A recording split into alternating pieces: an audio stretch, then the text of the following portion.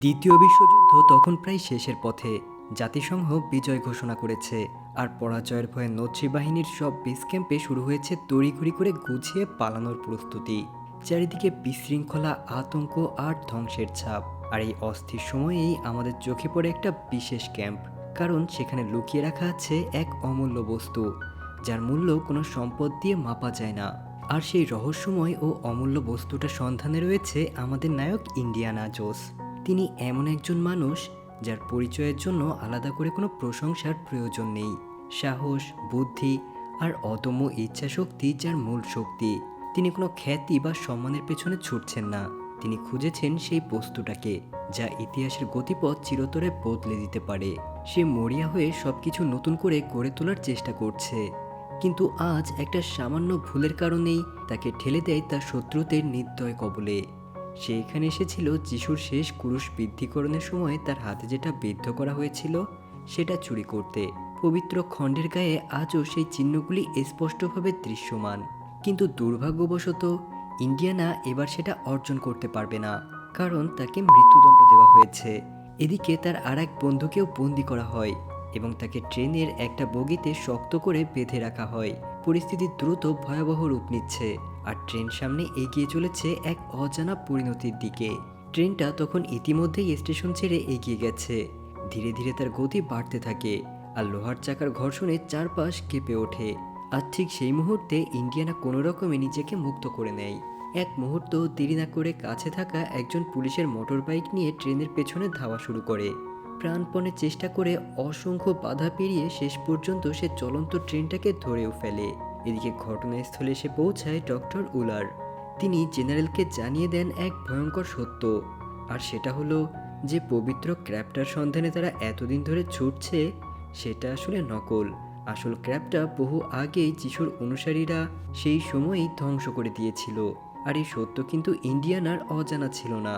সে সব কিছু জানতো, তবুও সেটা চুরি করতে এসেছিল, কারণ এটা একটা নকল।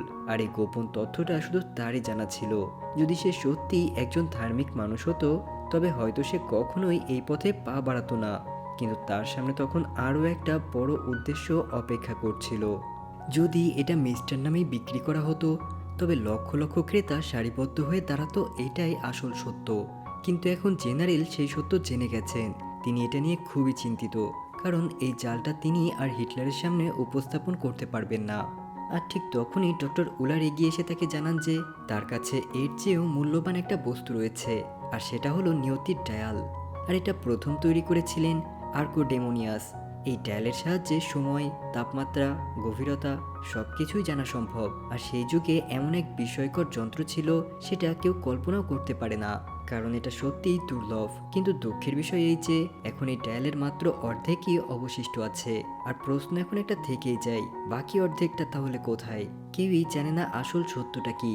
আর ঠিক সেই মুহূর্তেই এক সৈনিক দৌড়ে এসে খবর দেয় তাদের উপর আক্রমণ হয়েছে। আর এই আক্রমণের পেছনে ছিল ইন্ডিয়ানা। খবর শুনে জেনারেল এক মুহূর্ত দেরি না করে তার পেছনে ছুটে যান, কিন্তু ততক্ষণে অনেক দেরি হয়ে গেছে। ইন্ডিয়ানা ইতিমধ্যেই ট্রেনের ভেতরে গোপনে ঢুকে পড়েছে এবং শকে সাথে নিয়ে পালিয়ে গেছে। ট্রেন ছুটে চলার মাঝেই একটা বাতি খুঁজে পায়। সে বাতিটা হাতে তুলে নিয়ে গভীর দৃষ্টিতে ইন্ডিয়ানার দিকে তাকিয়ে বলে, এই জিনিসটাই আমাদের ভাগ্য বদলে দিতে পারে। এরপর তারা কোনোভাবে ট্রেনের ছাদে উঠে পড়ে, কিন্তু জেনারেল এখনো তাদের পিছু নিতে থাকে। জীবনের ঝুঁকি নিয়ে শেষমেশ তারা পালাতে পারে। আর ঠিক সেই মুহূর্তে সেখানে ডক্টর উলার চলে আসে, তার হাতে একটা বন্দুক। আর তিনি একমাত্র জিনিসই দাবি করেছেন, সেটা হলো ওই নিয়তির ডায়াল, যেটাকে সবাই কাটরা নামে চেনে। হঠাৎই একটা বিশাল স্তম্ভ তাদের চোখে পড়ে। অসাবধানতাবশত ডক্টর উলার সেটার সাথে আঘাত পান, আর ঠিক তখনই আকাশে গর্জে ওঠে যুদ্ধ বিমান। জাতিসংঘের বিমান বাহিনী সেতুটা ধ্বংস করতে শুরু করেছে। বিকল্প না পেয়ে তারা দুজনেই ঝাঁপিয়ে পড়ে পানিতে। কিন্তু কাটরাটা হারিয়ে যাওয়ায় সাপ ভীষণভাবে হতাশ হয়ে পড়ে। তার মুখের দিকে তাকিয়ে ইন্ডিয়ানা ধীরে বলে, ওঠো, দুঃখ করো না, আমি এটা আমার কাছে রেখেছিলাম। আর এখান থেকে সময়ের চাকা যেন হঠাৎই থেমে যায়। এরপর তারা সরাসরি পৌঁছে যায় 1964 সালে। আর সেই বছর আমেরিকা প্রথমবারের মতো মানুষকে মহাকাশে পাঠিয়েছিল। পুরো দেশ উৎসবের আবেশে ভরে উঠেছিল। পুরো শহর যেন উদযাপনের সাগরে ডুবে আছে। কিন্তু পুরানো ইন্ডিয়ানার এইসব শব্দ একটুও ভালো লাগে না, তাই সে প্রতিবেশীদের বলে, গান বন্ধ করো, কিন্তু তারা হাসি মুখে উত্তর দেয়, আজ তো উদযাপনের দিন, তাই আজ কেউ এটাকে থামাতে পারবে না। যাই হোক, আজ ইন্ডিয়ানার অধ্যাপকের চাকরি থেকে অবসর নেওয়ার দিন, তাই সবাই এসেছিল তাকে শেষ বিদায় জানাতে। সে তার কাজের প্রতি খুবই অ্যাক্টিভ ছিল, তাই কাজের প্রতি তার এই ভালোবাসার কারণে অবসর গ্রহণের পরেও সে তার নামের আগে প্রত্নতাত্ত্বিক উপাধি ব্যবহার বন্ধ করেনি। অবসরে সময় কাটানোর জন্য সে প্রায়ই একটা বারে যায়, আর ঠিক সেই সময়ই একটা মেয়ে আসে। সে জানে না যে তাকে কেউ ফলো করছে। মেয়েটা কাছে এসে বলে, তুমি আমাকে চিনতে পারছো? আমি হেলেনা, তোমার সবচেয়ে ভালো বন্ধু শেরিয়ের মেয়ে। ইন্ডিয়ানা এ কথা শুনে খুব খুশি হয়ে যায়, কিন্তু তার আনন্দ আরও দ্বিগুণ হয়ে যায় যখন সে জানতে পারে যে হেলেনার প্রত্নতত্ত্বে স্নাতকোত্তর ডিগ্রি রয়েছে। যখন সে তার ইতিহাসের বইটি বের করে, ইন্ডিয়ানা বুঝতে পারছিল না কিভাবে এই মেয়েটিকে সবকিছু বোঝাবে, কিন্তু কেন সে তাকে দেখতে এসেছে এই প্রশ্নটা বারবার তার মনে ঘুরছিল। হেলেনা নিজেই বলে যে সে আপডেটেড ডেস্টিনি ডায়াল খুঁজছে, যেটা তার বাবা খুঁজে পেয়েছিলেন। কিন্তু আমার বাবা আমাকে বলেছিলেন নাৎসি সেনাবাহিনীর ট্রেনিংয়ে থাকাকালীন এটা নদীতে পড়ে গিয়েছিল, আর আমি যদি সেটা খুঁজে পাই তাহলে আমি একজন মহান প্রত্নতত্ত্ববিদ হয়ে উঠব। আমার একমাত্র স্বপ্ন হলো বাবার অসমাপ্ত ইচ্ছাটা পূরণ করা। তারপর সে তাকে নাৎসিদের সম্পর্কে জানায়, সেই ট্রেনের মানচিত্রও দেখায় এবং বলে যে এটা এই সেতুর নিচের কোথাও লুকানো আছে। এরপর ইন্ডিয়ানা তাকে তার স্টোরুমে নিয়ে যায় এবং তার কাছে থাকা ডায়ালটা দেখায়। সেটা দেখার পর সে অবাক হয়ে যায়, কারণ ইন্ডিয়ানা বলে এটাই সেই জিনিস যা তোমার বাবাকে ক্রাশ করেছিল। তবে সে হয়তো জানতো এটা কেবল সময় মাপার জন্য তৈরি হয়নি। আর্কেডিয়ান যখন এটা তৈরি করেছিল তখন সে দুর্ঘটনাবশত এমন কিছু আবিষ্কার করেছিল যা তোমার বাবার জানার থেকেও অনেক বড়। যদি এই ডায়ালটা সম্পূর্ণরূপে ধ্বংস হয়ে যায়, তারপরও আমরা এগুলো যদি সংযুক্ত করতে পারি তাহলে আমরা সেই সময়ের ফাটলগুলো খুঁজে পেতে পারবো, যেগুলো অদৃশ্য হয়ে গেছে বা যেগুলোর কথা কেউ কখনো বুঝতে পারেনি। এটা শুনে হেলেনা অবাক হয়ে যায়, কিন্তু হঠাৎ ইন্ডিয়ানাকে তাড়া করা লোকেরাই সেখানে হাজির হয়ে যায়, আর তারা বাইরে দুজনকে হত্যাও করে। এই অবস্থায় ইন্ডিয়ানা হেলেনাকে বলে, আমরা এখন খুব বিপদের মধ্যে আছি। তোমার বাবা এজন্যই চেয়েছিলেন তুমি এটা ভেঙে ফেলো, কারণ গ্রাফিক্সে লেখা আছে যদি কেউ এটা খুঁজে পায় এবং সংযুক্ত করে তবে তা এক বড় বিপর্যয় ডেকে আনবে। তখন হেলেনা অদ্ভুত ভঙ্গিতে বলে, আমি জানতাম তুমি এটা ভাঙবে না। তো এই কথা শুনে ইন্ডিয়ানা বুঝতে পারে সে আগেই জানতো যে ডায়ালটা নদীতে হারায়নি, বরং তার নিজের সাথেই ছিল, আর এজন্য সেটা উদ্ধার করতে এসেছে। আর তখনই হঠাৎ সেখানে গুন্ডারা প্রবেশ করে, যাদেরকে পাঠিয়েছে ডক্টর উলার। আর সে বেঁচে আছে, সেই একই ব্যক্তি যাকে অ্যাপোলো 2 মিশনে পাঠানো হয়েছিল, এবং তার নাম পরিবর্তন করে তিনি এখন ডক্টর স্মিথ হিসেবে পরিচিত। গুন্ডাদের দেখে হেলেনা চমকে পালিয়ে যায়, কিন্তু ইন্ডিয়ানা সেখানে ফাঁদে আটকা পড়ে। তারা সবাই তার পিছু ছুটছে, তবে ইন্ডিয়ানা ইতিমধ্যেই তাদের থেকে কয়েক ধাপ এগিয়ে। আর যখন সে বাইরে ভিড় দেখে তখন একজন পুলিশের ঘোড়ায় চেপে সে পালিয়ে যায় এবং একটা সাবওয়ে স্টেশনে প্রবেশ করে। গুন্ডারা ডক্টর উলারকে জানায় ডায়ালটা আসলে হেলেনার কাছেই রয়েছে। যখন সে হেলেনা ও ইন্ডিয়ানার ছবি দেখে তখন সে সাথে সাথেই তাদেরকে চিনতে পারে এবং বুঝতে পারে যে পুরো খেলাটা শেষের পথে। কিন্তু ইন্ডিয়ানা এত সহজে ধরা পড়বে না। যদিও সিংহটার এখন বয়স হয়ে গেছে, কিন্তু স্বীকার করা সে ভুলে যায়নি। ইন্ডিয়ানার পুরনো বন্ধু সালার গোপনে তাকে নিজের বাড়িতে নিয়ে যায় এবং হেলেনা সম্পর্কে সবকিছুই তাকে জানায়। এরপর হেলেনা তার আসল পরিচয় প্রকাশ করে। আসলে সে কোনো সাধারণ মেয়ে নয়। গত বছর কিছু প্রাচীন জিনিসপত্র বিক্রির সময় সে ধরা পড়েছিল, কিন্তু আরও বড় উদ্বেগের বিষয় হলো তার মুক্তির ব্যবস্থা করেছিলেন আজিম রহিম, আর তিনি ছিলেন মরক্কোর একজন প্রভাবশালী মাফিয়ার ছেলে, যিনি এই ধরনের কাজ খুব ভালো পারে। তো পরের সপ্তাহে হেলেনার হোটেলে এইসব প্রাচীন ও ঐতিহাসিক জিনিসপত্রের নিলাম হবে, তাই হেলেনা সেখানে অবৈধভাবে ডায়ালটা বিক্রি করতে পারে। আর এই খবর পেতেই ইন্ডিয়ানা মুহূর্তেই মরক্কোর উদ্দেশ্যে রওনা দেয়, কারণ যদি অন্য কেউ ডায়ালটা হাতিয়ে নেয় তার পরিণতি কল্পনাও করা যায় না। বিমান ভ্রমণের সময় ইন্ডিয়ানা শার্ট থেকে পাঠানো সব চিঠি পড়ে, যেখানে কাদিরার বিবরণ সম্পর্কে বিস্তারিত লেখা ছিল, এটা কিভাবে কাজ করে এবং যদি কেউ অন্য টুকরোটা ধরে ফেলে তার কি ফল হতে পারে, এইসব আর কি। মরক্কো পৌঁছার সাথে সাথেই ইন্ডিয়ানা সরাসরি হোটেলের দিকে চলে যায়। সেখানে সে হেলেনাকে দেখে এবং লক্ষ্য করে যে 17 বছর বয়সী একটা ছেলে টেডির সাথে মিলে ডায়ালটা নিলাম করছে। ইন্ডিয়ানা তা থামানোর চেষ্টা করে, আর ঠিক তখনই ডক্টর উলার এসে উপস্থিত হন, যাকে ইন্ডিয়ানা প্রথম দেখাতেই চিনতে পারে। এরপর লিয়া তাকে জিজ্ঞাসা করে, তুমি কি এখনো নাচছি? সে খুব শান্ত স্বরে বলে, না, আমি ভুল করেছি। তার পরিচয় নিজেই ডক্টর স্মিথ বললেও দুজনেই জানে যে এটা একটা ছদ্মবেশ। ডক্টর ডায়াল তখন ডায়ালটা নিজের বলে দাবি করতে শুরু করে।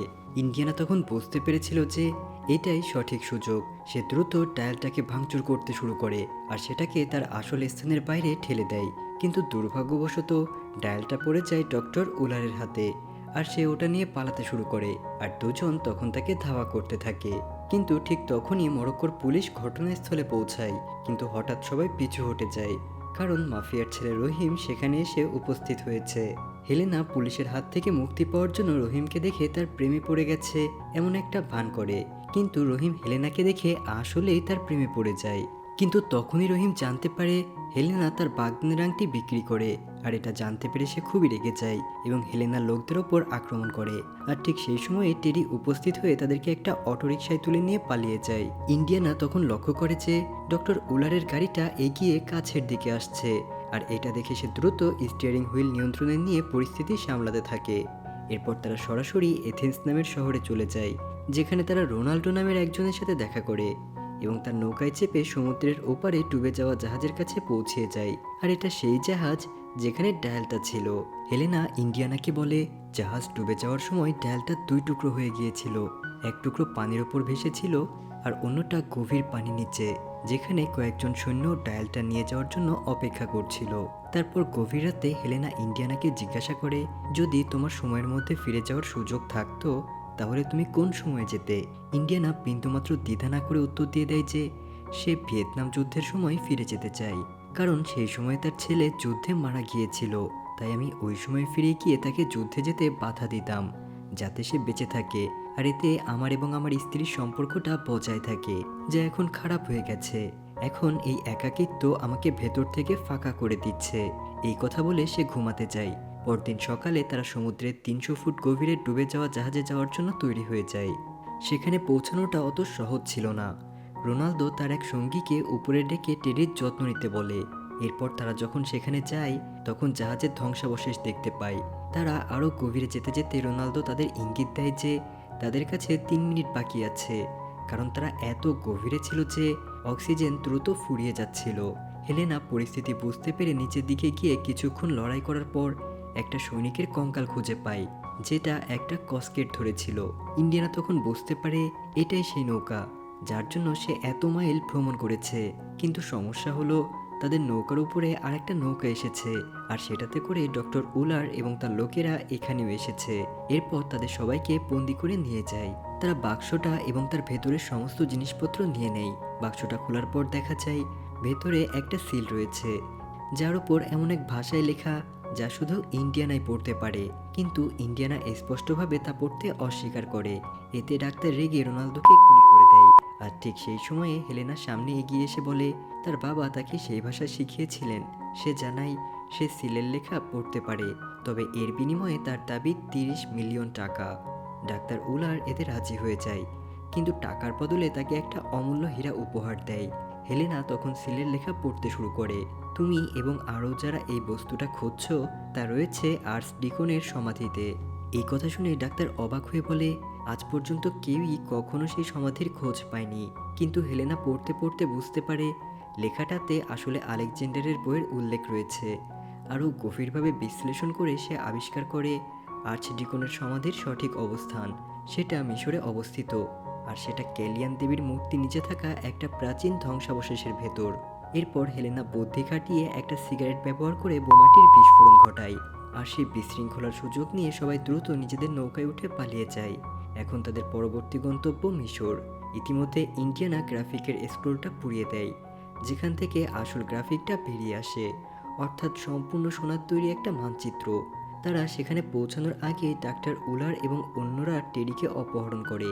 ইতিমধ্যে ইন্ডিয়ান একটা গুহার কোণে একটা চাঁদের আকৃতির জিনিস দেখতে পায়। এটা দেখে সে বুঝতে পারে যে তাদের উপরে যেতে হবে, কারণ গ্রাফিকটাতে চাঁদের আকৃতিও রয়েছে, আর সম্ভবত এটা একটা সূত্র। এরপর ধীরে ধীরে উপরে ওঠার পর তারা একটা দরজার কাছে পৌঁছায়, যার ভেতরে হয়তো তাদের অনুসন্ধান শেষ হতে পারে। কিন্তু সবচেয়ে বড় প্রশ্ন হলো এই দরজাটা কিভাবে খুলবে। ইতিমধ্যে টেডি কোচ ডক্টর উলারের গুন্ডাদের সাথে এগিয়ে যাচ্ছিল। তখন সে চালাকি করে একজন লোকের কাছ থেকে তার হাতকড়ার চাবিটা ছিনিয়ে নেয় কিন্তু তখনই তারা দুজনেই পানিতে পড়ে যায়। আর পানি এত গভীর ছিল যে তাদের দুজনের জন্যই বাঁচা কঠিন হয়ে পড়ে। কিন্তু টেডি এই ধরনের জিনিসে অভ্যস্ত ছিল। সে তাকে এড়িয়ে চলে এবং অন্যদিকে চলে আসে। এদিকে ইন্ডিয়ানা মনে করে যে আর্কামিউস পানি খুব ভালোবাসতো। তারা তাদের আবিষ্কারে প্রচুর পরিমাণে পানির ব্যবহার করেছিল, তাই পানি আমাদের ধাঁধার উত্তর হতে পারে। তাই তারা সহজেই খুঁজে পাওয়া যায় এমন স্থানে পানি খুঁজতে শুরু করে। আর তখনই সে বুঝতে পারে সেখানে একটা ছোট পুকুর ছিল এবং তারা তাতে ধ্বংসাবশেষ ফেলতে শুরু করে। ধীরে ধীরে পানির স্তর কমতে শুরু করে এবং সেই সময়ের মধ্যে তারা তালার শব্দ শুনতে পায়। ইন্ডিয়ানার অনুমান সঠিক ছিল। হঠাৎ পুরো পুকুরটা একটা স্লাইডারের মতো হয়ে যায়, যার ফলে তারা অন্যদিকে পৌঁছাতে পারে, যেখানে তাদের চোখের সামনে আর্কাডোমাসের সমাধি ছিল, যা কেউ কখনো খুঁজে পায়নি। কিন্তু ইন্ডিয়ানা সেটা পেয়ে যায়। সে কফিনটা খুলে আর্কাডেমাসের কঙ্কালটা দেখতে পায়, যা শরীরের অন্য অংশ ধরে রেখেছে। কিন্তু যখন সে তার কবজির দিকে তাকায় তখন সে অবাক হয়ে যায়। কঙ্কালের হাতে একটা অ্যানালগ ঘড়ি ছিল, কিন্তু তার সময়ে তো ঘড়ি আবিষ্কার হয়নি। এর অর্থ হলো সে ঠিক বলেছিল, এই ডায়াল দিয়ে সময় ভ্রমণ সম্ভব ছিল। আরও কিছু বোঝার আগেই ডক্টর উলার সেখানে এসে পৌঁছে যায়। সে বন্দুক তাক করে তাদের কাছ থেকে অন্য অংশটা কেড়ে নেয়। তারপর সে সেগুলো একসাথে জুড়ে চলাচলের সুযোগ করে দেয়। কিন্তু তখনই টেডি এক দুর্বৃত্তের উপর ঝাঁপিয়ে পড়ে এবং তাকে আক্রমণ করে।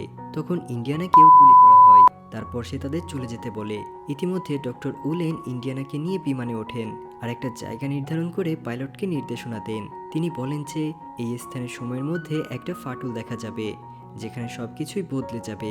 তিনি দ্বিতীয় বিশ্বযুদ্ধ জিতবেন। তিনি হিটলারের করা সমস্ত অন্যায় সংশোধন করবেন, নিজের হাতে তাকে ধ্বংস করবেন এবং এই দেশ শাসন করবেন। তিনি তার পুরনো ইউনিফর্ম পরেন, যা আজও কিছু ইহুদিদের কাঁপিয়ে তোলে। কিন্তু গল্পের আসল রোমাঞ্চ এখনও আসেনি। আসলে টেডি তাদের পেছনে আর একটা বিমান পাঠিয়েছে, কিন্তু হেলেনা উড়ে যাওয়ার আগেই লুকিয়ে জাহাজে উঠে পড়ে এবং ওপর থেকে ডক্টর উলার ইন্ডিয়ানাকে বলেন যে তিনি যে স্থানে যাচ্ছেন তার কখনো আগের মতো হবে না। যেমন আর্কাডেমেন 2000 বছর আগে এই মানচিত্রটা তৈরি করেছিলেন, তারপর থেকে পৃথিবীর কক্ষপথ অনেকবার স্থানান্তরিত হয়েছে। অসংখ্যবার ভূমিকম্পের কারণে তারা নিশ্চয়ই এক জায়গা থেকে অন্য জায়গায় চলে গেছে, তাই সামান্য ভুলও বিপদ ডেকে আনতে পারে। আর এই কথা শুনে একটু চিন্তা করে ডাক্তার বুঝতে পারেন যে তিনি ঠিক বলছেন, তাই তিনি তার পাইলটকে বিমানটা সঠিকভাবে পরিচালনা করতে বলেন। কিন্তু ইতিমধ্যে ফাটলটা তাদের সামনে চলে আসে এবং এর চুম্বক এত শক্তিশালী ছিল যে বিমানটা থামাতে পারছিল না। তাই কিছুক্ষণের মধ্যেই বিমানটা ফাটলের মধ্যে ডুবে যায়। এরপর বিমানটা যখন অন্য দিক দিয়ে বেরিয়ে আসে তখন ভোর হয়ে যায়। ডাক্তার খুব খুশি হয়ে যায়। তিনি আসলে ভেবেছিলেন তিনি হয়তো সঠিক জায়গায় পৌঁছে গেছেন। কিন্তু ইন্ডিয়ানা তাকে বলে যে এটা দ্বিতীয় বিশ্বযুদ্ধ নয়, বরং নিচে রোমান সাম্রাজ্য এবং আর্কাডেমাসের সেনাবাহিনীর মধ্যে যুদ্ধ চলছে। আর এর অর্থ এটা ছিল যে এখন খ্রিস্টপূর্ব 20 শতাব্দী। আর এই কথা শুনে ডাক্তার হতবাক হয়ে যায়। ইতিমধ্যে তার প্রাসাদের জানালা দিয়ে আর্কাডেমাস একটা উড়ন্ত লোহার বস্তু দেখতে পায় এবং বুঝতে পারেন যে এটা ভবিষ্যতের, অর্থাৎ তার তৈরি যন্ত্রটা কাজ করছে। একই বিমানটা এখন রোমান সাম্রাজ্যের সেনাবাহিনী দ্বারা আক্রমণ করা হচ্ছে, কারণ তারা বুঝতে পারছে না যে এই জিনিসটা আকাশে কিভাবে উঠছে। ডাক্তার উলার তার পাইলটকে ফাটলটা বন্ধ হওয়ার আগে তার দিকে যেতে বলেন, কিন্তু এটা অসম্ভব, কারণ তাদের ইঞ্জিনটা বিকল হয়ে গেছে, যার অর্থ মৃত্যু। আর এই সুযোগে ইন্ডিয়ান আর হেলেনা প্যারাশুট নিয়ে লাফিয়ে পড়ে। অ্যাডমিস তখনই ধ্বংসস্তূপের কাছে ছুটে যায়। সে ডাক্তারের হাত থেকে অ্যানালগ ঘড়ি এবং কাটরা, যা সম্পূর্ণরূপে নতুন করে বানানো হয়েছিল, সেটা কেড়ে নেয়। আর এটা দেখে সে আনন্দিত হয়, কারণ বছরের পর বছর তার কঠোর পরিশ্রম অবশেষে বাস্তবায়িত হয়েছে। এরপরে যখন ইন্ডিয়ানা তাকে নিজের চোখে দেখে তখন সে খুশিতে বলে ওঠে, এই সেই ব্যক্তি যার গল্প আজও সবার মুখে মুখে, আর্কাডেমিস। আর্কাডেমিস তখন জিজ্ঞাসা করে, তুমি কে, কোন যুগের? সে তাকে বলে যে সে 2000 বছর আগে থেকে এসেছিল, যেখানে তাকে এখনও স্মরণ করা হয়। আর তার সাথে দেখা করা তার জন্য একটা সৌভাগ্যের বিষয়। আর্কাডেমিস তখন বলে যে সে এখানে এসেছে কারণ তাকে সাহায্য করার জন্য ডাকা হয়েছিল এবং সেই জিনিসটা তৈরি করেছিল যাতে সে কলিযুগ থেকে সাহায্য আহ্বান করতে পারে। আর এই কথা শুনে হেলেনা বুঝতে পারে যে তুমি যতবারই কাটরা ব্যবহার করো না কেন, এটা তাকে বারবারই একই জায়গায় ফিরিয়ে আনবে। এর মানে হলো এটা সময়ের সাথে সাথে একই জায়গায় ভ্রমণ করতে পারে। এদিকে ইন্ডিয়ানার শরীর খারাপ হতে শুরু করে, কারণ তাকে গুলি করা হয়েছে। হেলেনা তাকে চলে যেতে বলে, কিন্তু সে ওখান থেকে যেতে চায় না।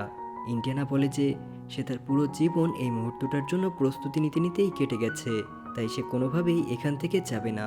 সে তাকে ঘুষি মারে, তাকে অজ্ঞান করে ফেলে। যখন সে চোখ খোলে তখন সে নিজেকে সেই একই সময়ে দেখতে পায়। এবং তাকে ফিরিয়ে আনার জন্য সে তার উপর রেগে যায়। আর ঠিক তখনই ইন্ডিয়ানার স্ত্রী তাকে অবাক করে দিয়ে ঘরে ঢোকে আর তাকে বলে, বছরের পর বছর ধরে আমি খুব একাকিত্বে ভুগছি, তাই আমি সিদ্ধান্ত নিয়েছি আমরা এখন থেকে একসাথেই থাকব। আর ঠিক এমন একটা সুন্দর মুহূর্তের মাধ্যমেই আমাদের আজকের গল্পটা এখানেই শেষ হয়ে যায়। তো বন্ধুরা, আমাদের আজকের গল্পটা তোমাদের কাছে কেমন লাগলো অবশ্যই কমেন্ট করে জানাবে কিন্তু।